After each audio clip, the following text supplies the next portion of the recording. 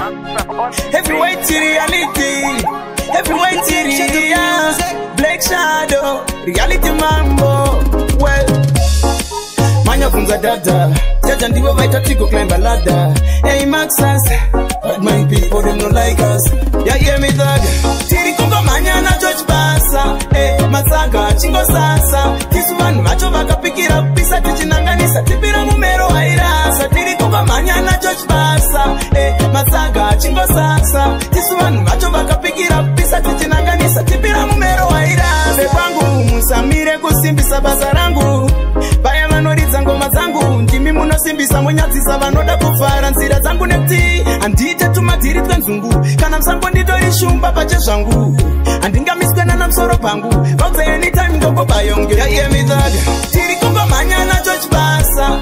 Matsaga chingo sasa. Kisuvan macho vakapikira pisa tichinanganisa. Tipira mumero hairasa. Tiri kungo manya na George Basa. Matsaga chingo sasa. Kisuvan macho vakapikira pisa tichinanganisa. Tipira mumero hairasa. Tinotomboita mashoza chimbo flopa. Asi hatimire kutraya chibasa hatingambo stopa. Opo zvimangoma tingo dropa. Kuti vazoona nzira sedzakafambwa na Simon Chopa. Kungofadza vanhu hatisikudeura ropa. Tarisa zvingani zvatinoita vachikopa. Vamwe ndo vanozama kundivharidzira. Asi ndadaizira kuti buda mzira. Tiri kungomhanya na George Basa.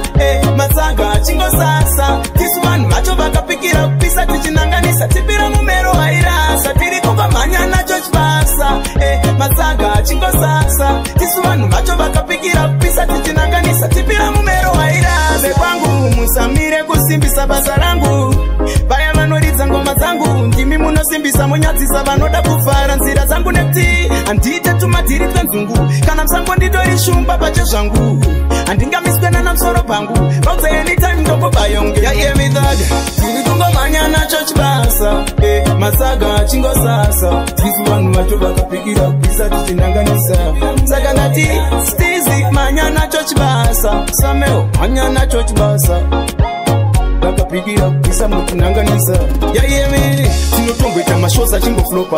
Asi hatimire kutraya chibasa hatingambo stopa. Opo zvimangoma tingo dropa. Kuti vazoona nzira sedzakafambwa na Simon Chopa. Kungofadza vanhu hatisikudeura ropa. Tarisa zvingani zvatinoita vachikopa. Vamwe ndo vanozama kundivharidzira. Asi ndadaizira kuti buda mzira.